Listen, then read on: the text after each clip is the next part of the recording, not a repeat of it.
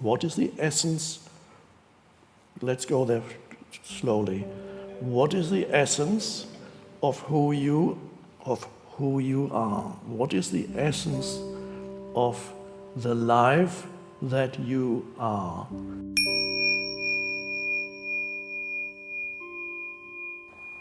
I'm not saying that you should not try to improve the conditions of your life,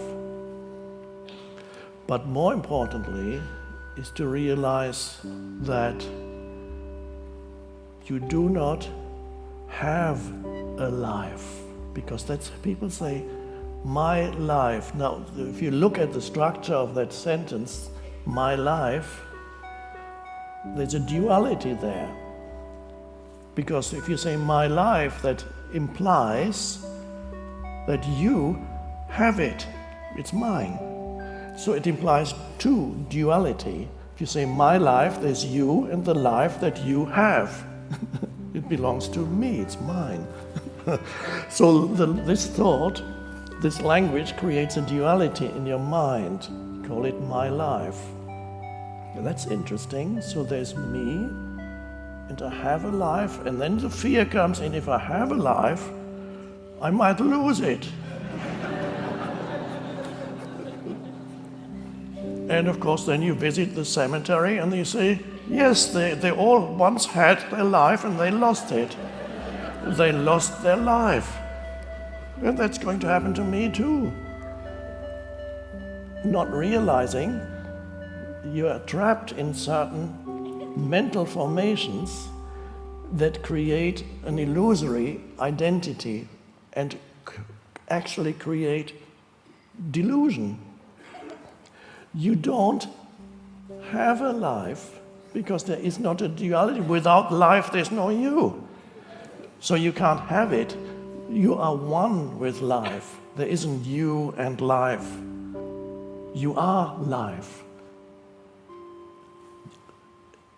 You don't have it. Now, if you are it, you can't lose it. Because you are it. But of course, we'll have to see more deeply what we mean when I say you are life. But let's for a moment stay with that. You are life. You don't have a life. You are. So you can say it for yourself in your mind. I don't have a life. I am life. This is the end of duality. So you realize there's a oneness of you and life. And when I say life, we can use another word. The essence of being alive. What is the essence? Let's go there slowly. What is the essence of who you are? What is the essence of the life that you are? Okay, now normal humans, which means unawakened humans, say, well, the essence of my life is my, whatever they identify with in there. It's my possessions, what I have, what I know, my body, all those things that I identify with. That's the essence of who I am, is whatever I derive my identity from. It could be the physical body, or it could be my car, or my house, or my work, my function in society, or it could be friends that I have, things that I have attained. It could also be, these things are all in the mind also. Because when you let's say your sense of identity, which is you compare yourself to others all the time. There's this you do when you're in your mind. You compare yourself to others. Let's say your body looks better than other people's body for a while. This too will pass. But for a while, you can get in there and then you become, this is my body. That also is a mental formation. So it's not so much you identify with the body, you identify the thought of my body. That's what you identify. You don't identify with your Ferrari, if you have one. It's the thought of my car, which makes you superior to others who only have a little car. Or your body makes you superior to others who have a puny and weak body. So you can display, for a few years, you display your body on the beach and feel good about yourself. And after a while, a day comes when you look in the mirror and say, what happened? There's something wrong with the mirror. In the past, the mirrors that people made were so much better than the mirrors now. So for a while you identify with this or that. That is quite normal. And so when I ask what is the essence of who you are, most people would tell you, well, this is who I am, this is what my identity is derived from this, and this bundle of things is who I am. It's not always positive, because I was just talking about having a body that looks better than other people's body. You could have a body that looks worse than other people's body. And so that serves too. You could either you look for something else that gives you an identity, like actually you're more intelligent than all these stupid beach bums. So you can say, look at these people, but you have so much more knowledge and intelligence, you can look down on them. Or you can be more spiritual. So I can't afford a Ferrari, I'm on my bicycle, and you say, look at this materialistic person in the Ferrari. So you can still, or if that doesn't work, you can see how unfairly treated by life you have been, and how so much more miserable you are than most people. And you've really been a victim of circumstances. You've been a victim of your birth and of your parents did a dreadful job with you. Maybe if their parents had been more conscious, things could have worked out, but they weren't. So, but that also gives you a strong conceptual identity. So if you can't have a positive one, the negative ones can be just as strong, if not stronger. You can have a huge victim identity. It's a favorite thing. Sometimes in the collective, certain egoic things become fashionable for a while. Nowadays, the victim identity for certain groups of people are very fashionable, so people can feel, oh yes, we are all being victimized by those people, and of course there's some truth in it, in some cases.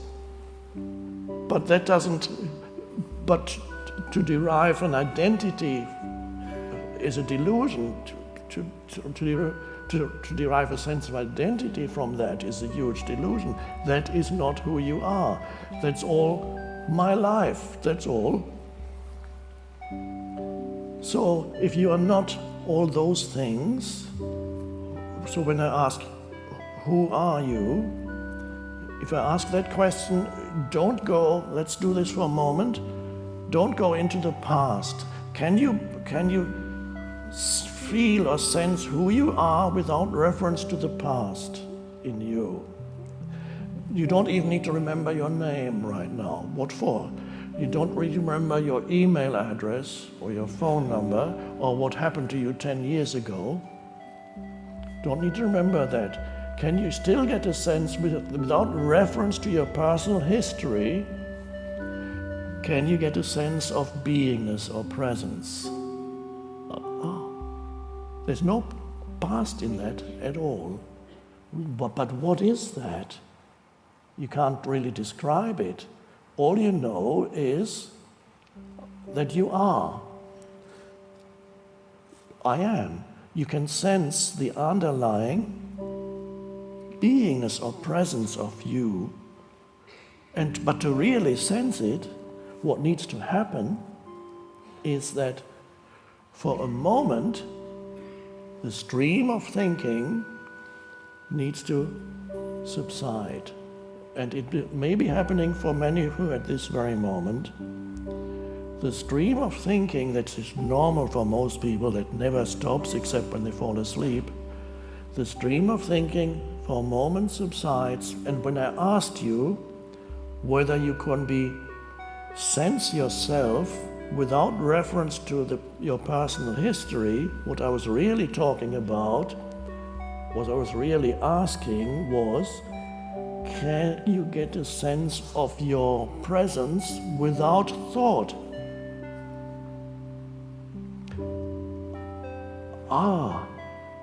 And there's enormous revelation here. This question, who am I, does not have a real truthful answer on a conceptual level. It's not in thoughts or words. The true answer to who am I has no thought in it. It is a sense of presence or beingness. And you can only sense that if even it's only a moment. So the stream of thinking subsides, and what happens is you are completely present without your mind saying anything. You can perceive everything, you can see, you can hear, you're fully there, and your mind is still. Still does not mean that you've gone to sleep. It's the opposite. You're actually more alert in that stillness than you would be if you were identified with this continuous stream of thinking. That's the stillness, the inherent stillness, that actually every human has that. You don't need to work hard to attain stillness or think that if I follow the right course of action, it might take me 10 years and then I'll be able to have a still mind. No, it's already there. And if you're not totally miserable and unhappy every moment of your life, that means, without perhaps you knowing it, anybody who is not extremely miserable all the time has a little bit of access, without even knowing it, to that stillness within. They don't know it. All they know is from time to time they feel a little bit good. They feel, They don't know, for 3 seconds they stopped thinking. They might have some other explanation of why in that moment they felt good. Maybe they were looking at a dog, and in that moment, because the dog wasn't thinking anything about them, because the dog doesn't think, the dog is conscious but not conceptual thinking, the dog does not have an opinion about you. And so when you were petting the dog, perhaps you suddenly felt good about petting the dog. Why? Because for a moment the dog freed you of the judgmental conceptual mind that otherwise would be very active if you were petting a human. You would say something. Of course, you can't do that because people would think you're insane. You can't go up to a human, may I pet you?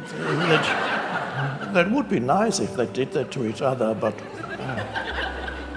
the humans have judgments about you. So whenever you go to a human, you know that he has certain thoughts about you. So the other human cannot free you from your thoughts.